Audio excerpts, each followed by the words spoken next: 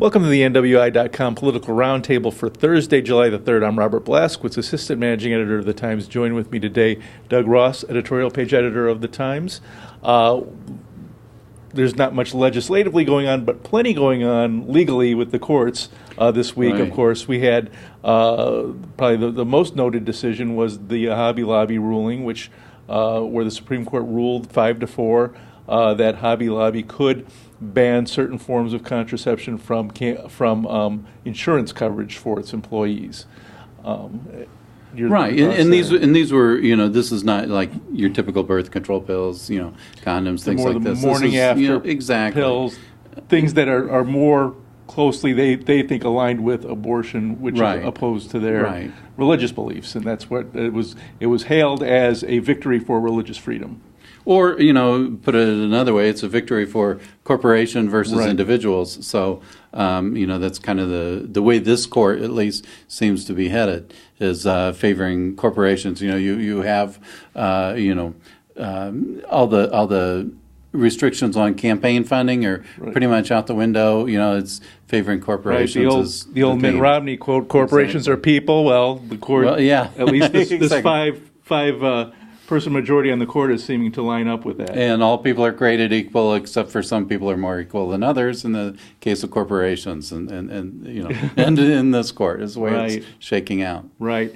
And a narrower, not a narrow, but a narrower ruling on this week as well on the ongoing appeals process surrounding Indiana's ban on gay marriage.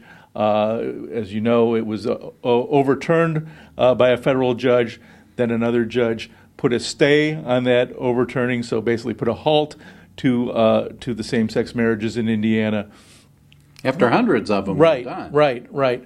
But in the single case of a Munster couple, a lesbian couple from Munster, because one partner is suffering, unfortunately, a terminal illness, terminal cancer, they asked for, on an emergency basis, to allow this marriage to stand in Indiana so that if this woman did die, her partner could be listed on the death certificate. The judge agreed and said in this one single case, the marriage will stand.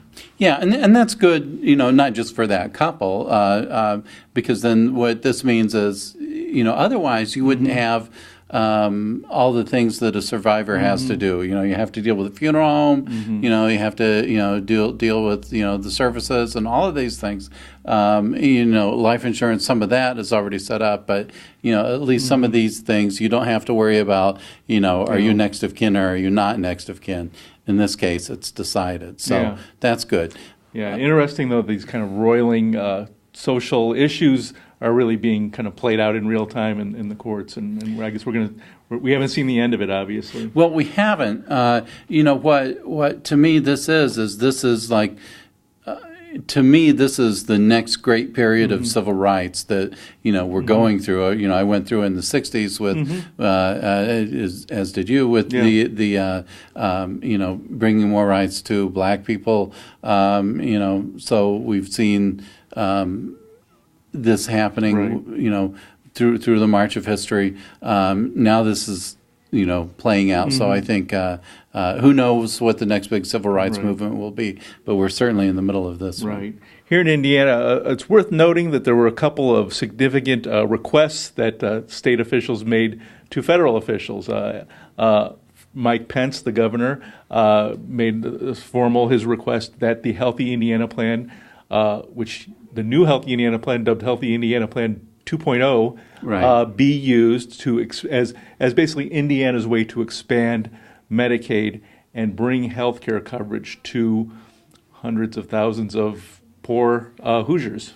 Right, and one of the things with this is that Indiana didn't want to do the Medicaid expansion under the federal rules that would have essentially been paid for the foreseeable future.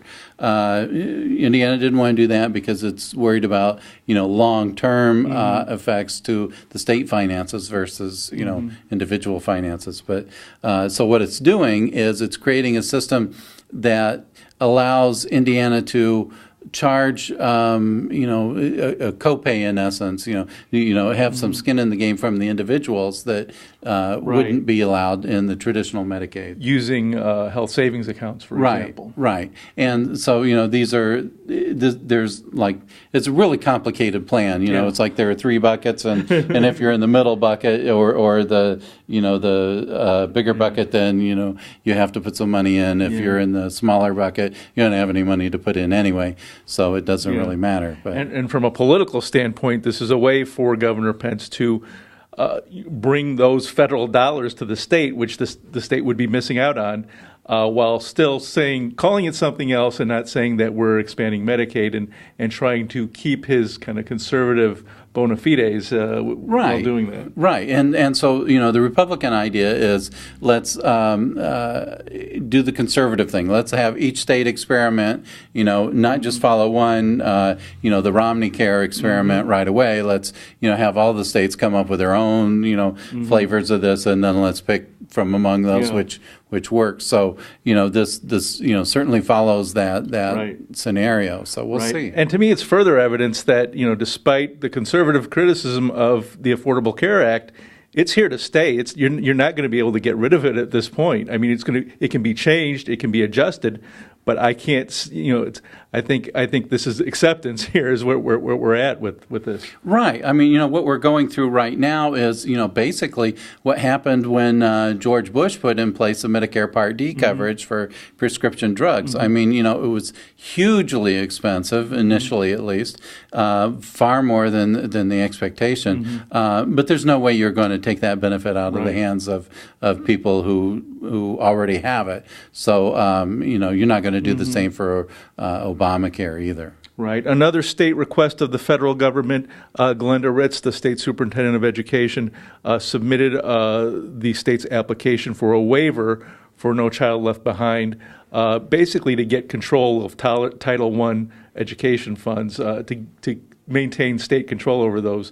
If the state's denied that waiver, the feds will have control over those significant funds. Right. And so here's another example, that makes me think, if the state were changing its state song, it would be I Did It My Way, because this is another case of trying to buck the federal government and try to do this.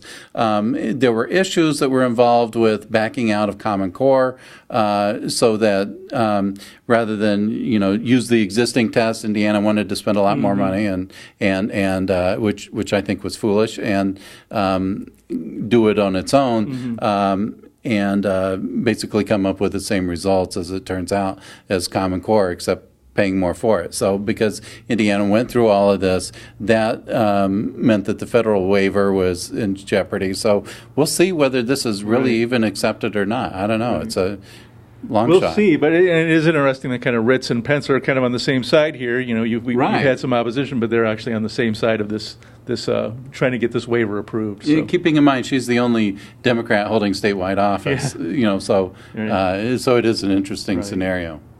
Well, that's all the time we have this week.